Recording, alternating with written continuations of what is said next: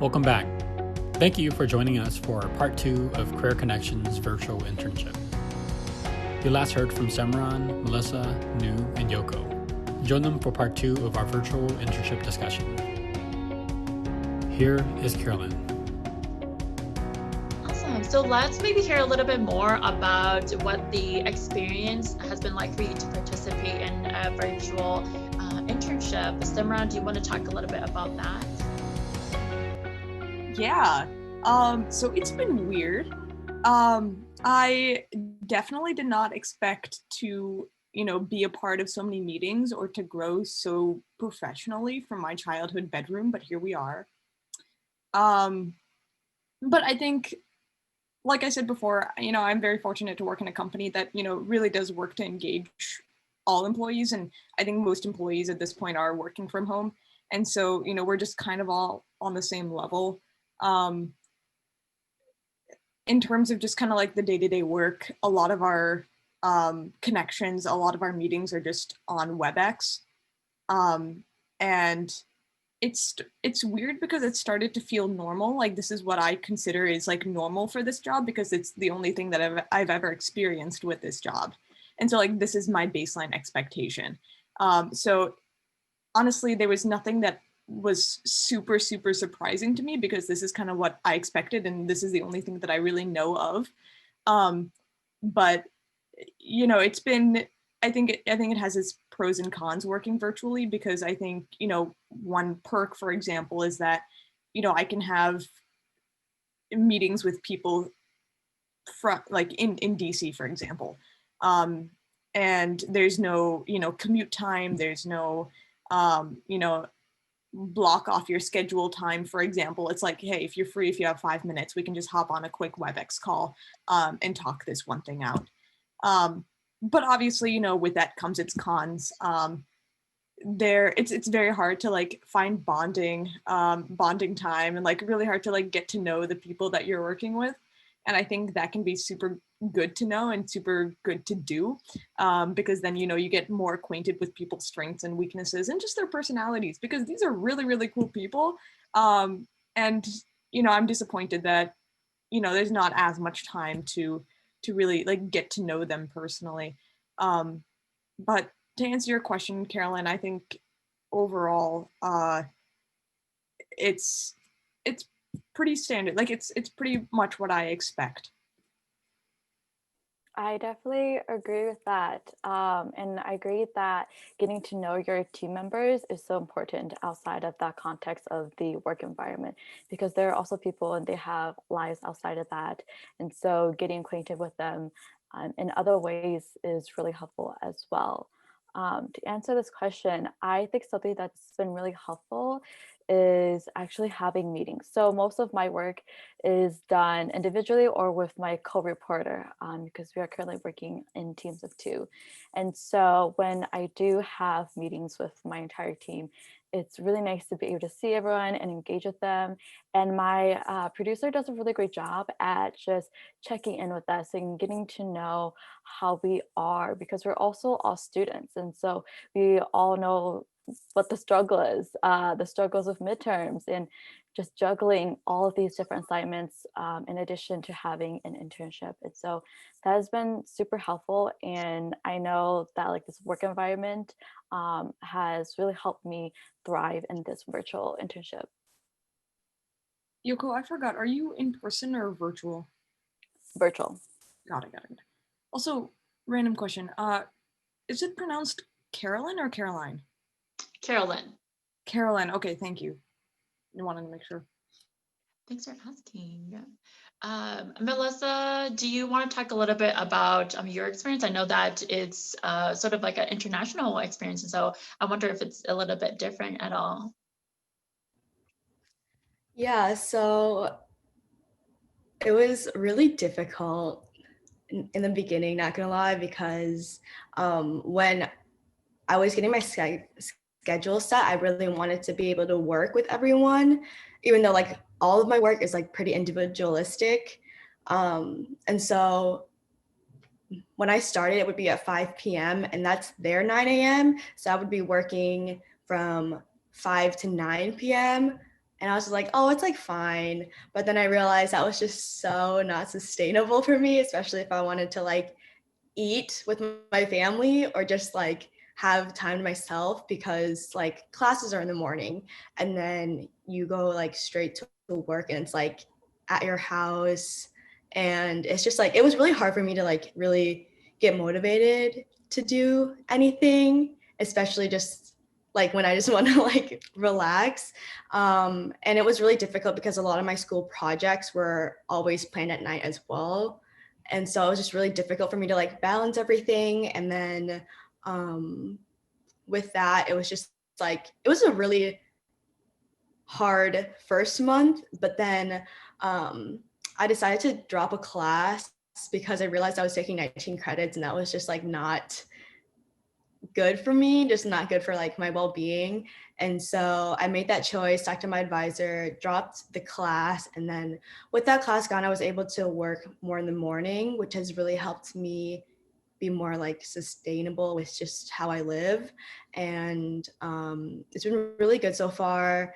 It's just been really hard still just finding the motivation to like really do it. Like you really have to be disciplined, and it's just like, yeah, it's hard because I have no one else that I'm working with. Like everyone else is like an employee there and they all work at night or like during my time, or like from 5 to 9. And so, yeah, it's just been hard not being able to like really connect with anyone that's like my age or like someone that I work with or like collaborate with, because I love working with groups. Like I'm an extrovert, so I always get like my energy from like other people. And so it's just been really hard just kind of like being by myself and just, yeah, so it's definitely been like a learning experience. But you know, I really just take it day by day. Like I really enjoy the work, but it is hard when it's all alone. Yo, Melissa, I feel that motivation is hard online. And yeah, no, I've noticed the same thing. You just got to be like super, super disciplined, and you have to like, it's hard when people don't hold you accountable in person too.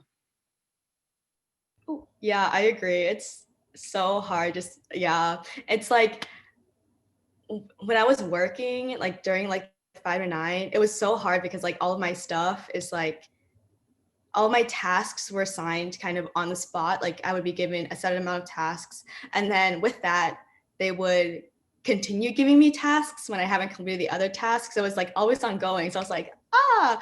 And then now they have like a set amount of tasks, which are kind of like a lot less than like the original tasks before, which is I'm really grateful for.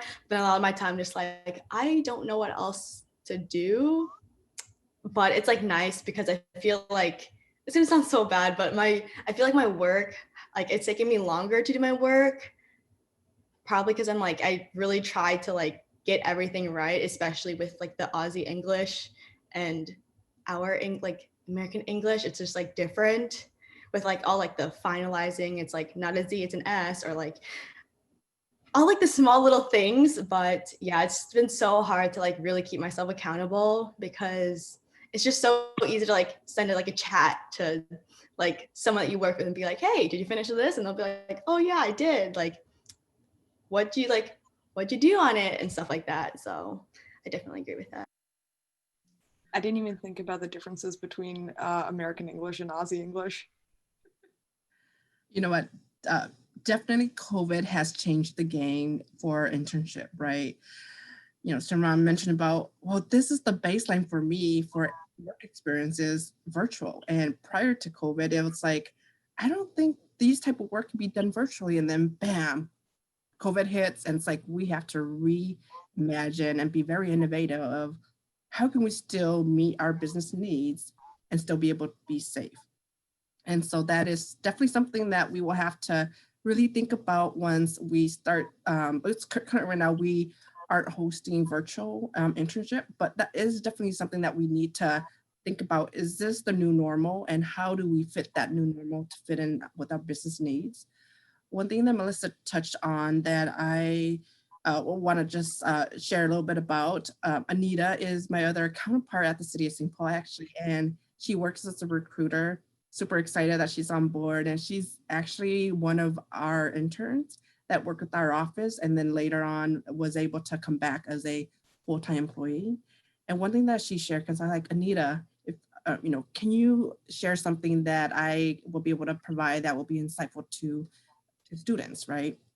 And one of the things that she shared that is very insightful is, as an intern working in a organization, and even more so in a virtual environment, is how do you build that community, to build that connection?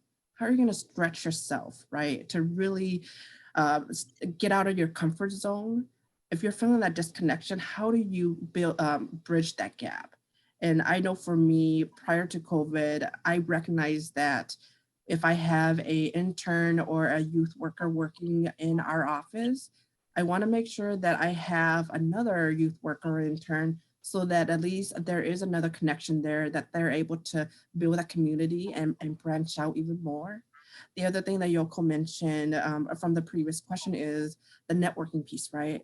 A lot of time you get told network, network, network. You're like, all right, I say hi and I get their name and we exchange information, and then what? They don't tell you or share about the building the relationship piece and what networking really actually means, because it's not a you do it one time and then you're done with it, but it really is about the establishing the relationship piece. And Melissa, you touch on the Carlton's quote unquote model, right? It's not what you know is who you know, and really it's taking this internship experience that you guys have and building on that relationship. And so it's not just who you know, but truly, being authentic to yourself in that relationship. How will you guys be able to utilize the experience and the knowledge that you gain there and the relationship that you have built to really help you grow in your professional relationship? And how are you able to pass that on to those who come after you, right?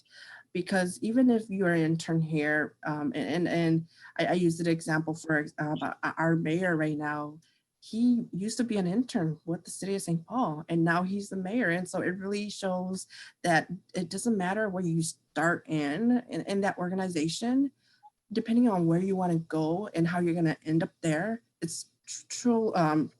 It's all on you and how you want to get there. And so that's something to think about when you're taking on these virtual internship, right? Is, all right, this is where I'm at here, but having a goal at the end of that is where you want to get to and how are these experiences going to help you? Not just the technical skills, learning how to actually perform the work, but the soft skills, the skills that you're going to be able to take on with you from this current position into another position, whether it's going to be something completely different.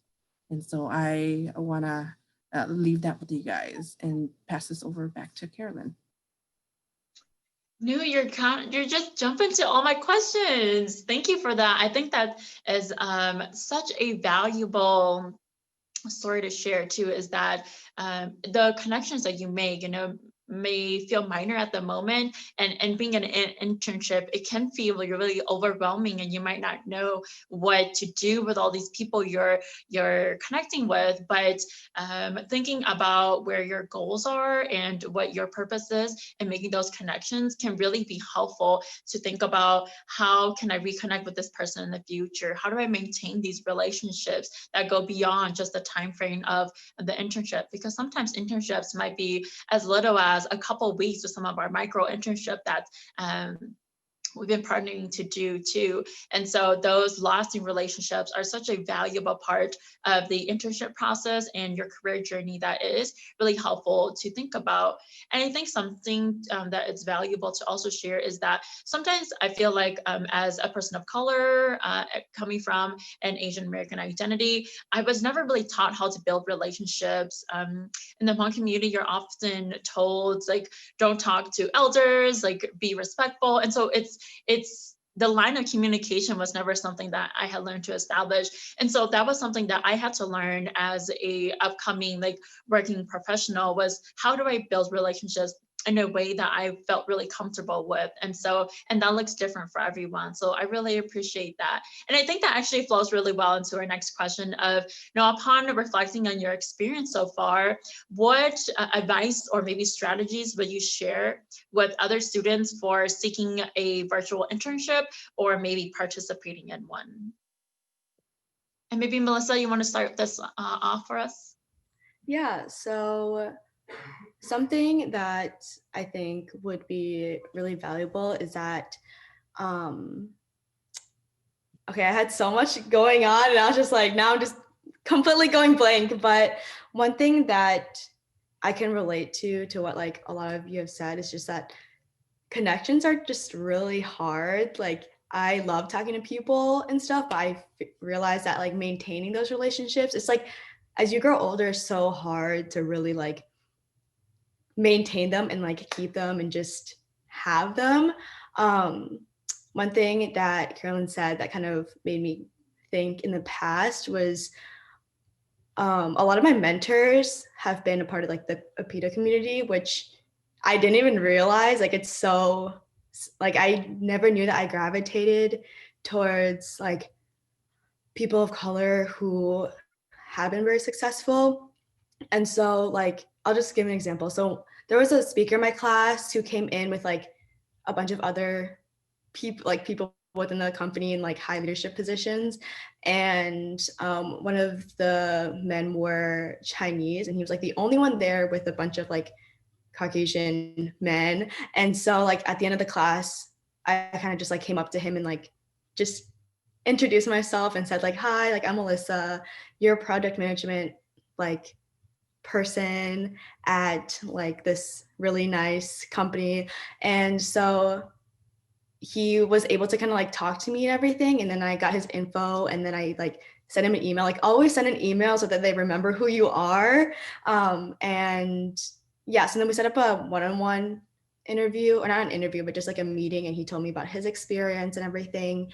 And one thing that he told me that was really important is that he's a mentor for within the school. And so he said that like, be sure to keep in touch or maintain contact with them every like 6 months, which kind of will like help you establish that relationship, because it's like you don't want to like be too like not annoying, but like reach out all the time. And like it's definitely like a give and take.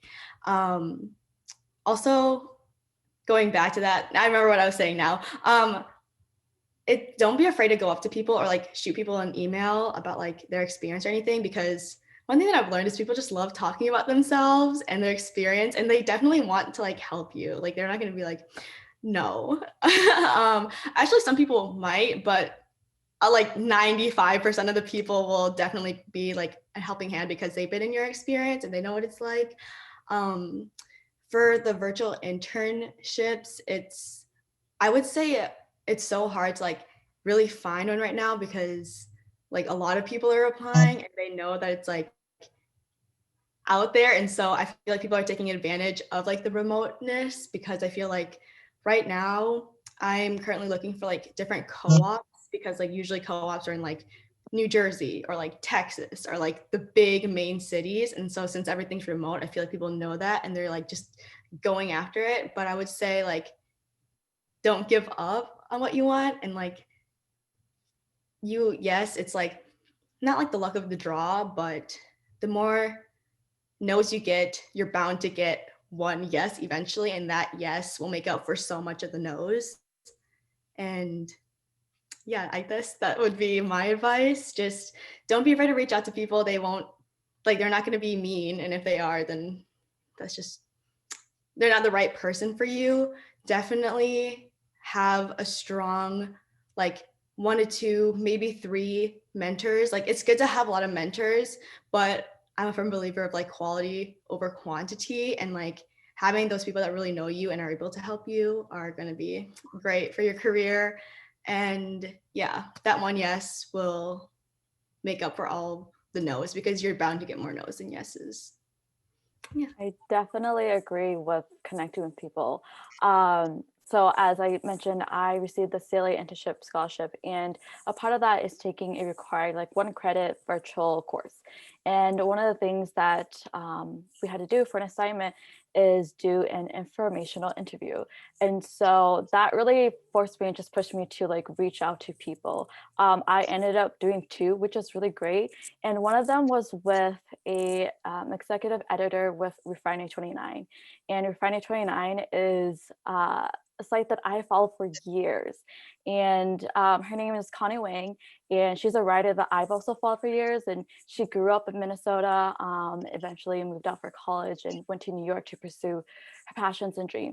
And so she was someone that I was always just like looking out for, and I thought was really cool. And I just thought it'd be really awesome to connect with someone who is kind of living the dream in my eyes, because I also like aspire to like move out of state and get that experience for myself, and just see life outside of my community. And so that was a kind of like crazy moment for me, because I didn't think that it would ever really happen. And so I definitely agree that, you know, sometimes just shooting an email saying like, hi, my name is blank, I'm a student of la da da, I really admire your work or follow you or etc. And this is a career path that I want to get into. Do you have 30 minutes to chat with me? And given that everything's virtual, it's a little easier to do that. In addition to that, you know, we're also in a pandemic. We're also students. It's a lot of stress, and it's very chaotic. And so my advice is learn to find a balance for yourself and listen to your needs. I think that's so important, to really listen to your body and to listen to what do I need right now and be present. I'm taking a mindfulness course, and I've been doing kind of like a lot of different practices like meditation, yoga, and body scans. And that really helps me be centered and be present. And I think that's really helpful to just think about what do I need right now. Yoko, yeah, I think you like hit it right on the nail too. That's really, really good advice. Just like echoing that, and I guess adding on to that. Also, again, you know, there's this is like my 5th month into the internship. There's very, very little that I know, so take this with a grain of salt. But one thing that has helped me is just journaling a little bit. And so like whether this is like weekly, bi-weekly, or even monthly, just kind of like looking back at how much ever time has passed and kind of saying to myself, okay, what did I like? What did I not like? What went well? What didn't go well? And that kind of helps me craft this story of what's my value add, what's my contributions, is this making me happy, is this something that I should pursue? And so that's been very helpful to me as well. And also going to back to your point, Melissa, having other APITA community members on a team that you work with has helped me exponentially. I am very grateful to have interviewed with who's someone who's now working on the same team as I get to, and she's also Sindhi, and you know Sindhi is a subset of Hindu, and so like during our interview, she was like, "Oh my God, do you eat okra?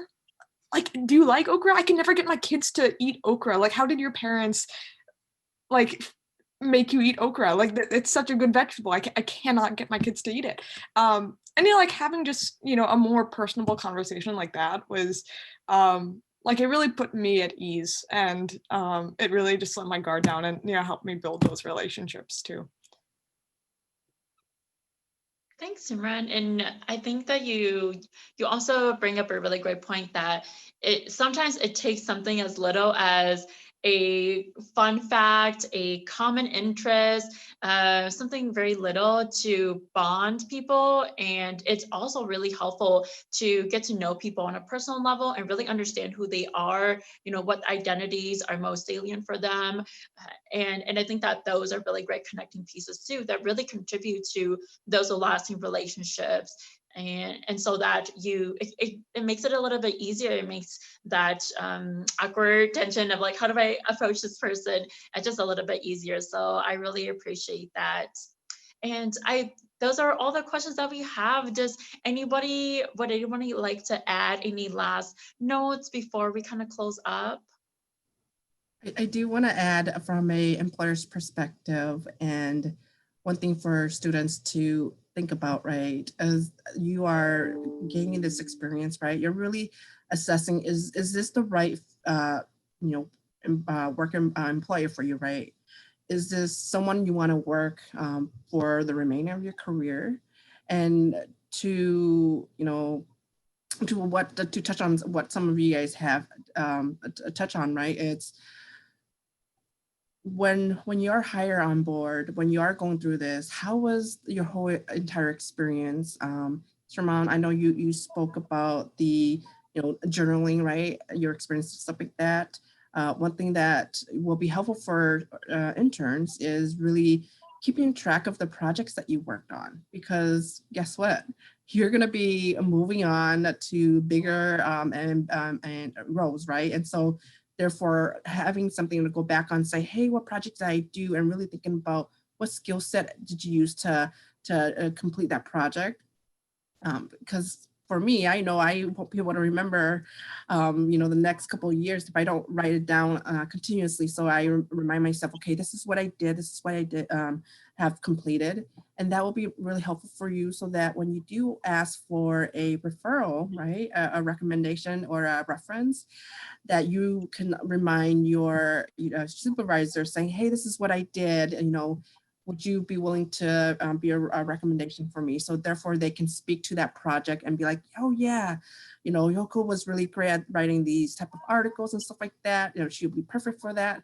And so they can really speak to that. And if you're able to help them, because 10, 15 years from later, right? If there's that connection to go back, then you guys can have that connection to talk about. There was one other thing that I wanted to touch on, but I lost it. So I will go ahead and that is all that I am sharing for now. Thank you. Wonderful. Well, thank you everybody on behalf of APARC and CHD. Go ahead, Melissa. Sorry, I just can't pop into my mind.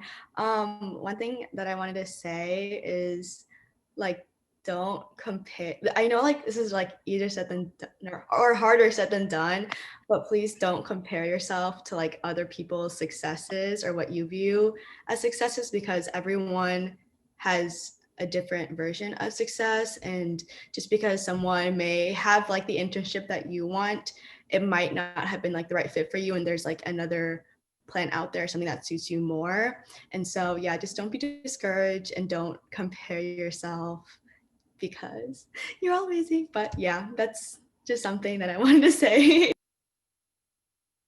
Thank you for that. And I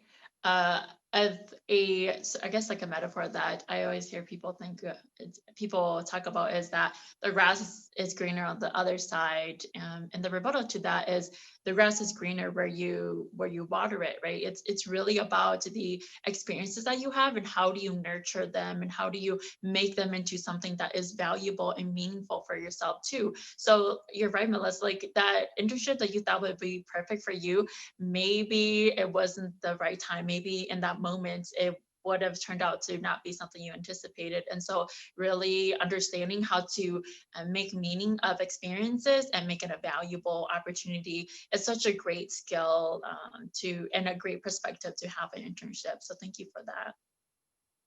All right, any other last thoughts? Wonderful. Well, on behalf of APARC and CHG, we want to say thank you to you all for being here with us today and sharing your thoughts and experiences with us and our students. It is our hope that these stories and the experiences you share will inspire and empower our students to have confidence in themselves as they venture on their career journeys. So with that, we will say goodbye until next time. If you haven't seen part 1 of Career Connection, we encourage you to do so. You can find it on our Facebook or YouTube channel. Also, leave a comment in the section below to let us know how we can build and improve on our digital discussion and storytelling. Thank you for watching and listening. This is Career Connections with APARC.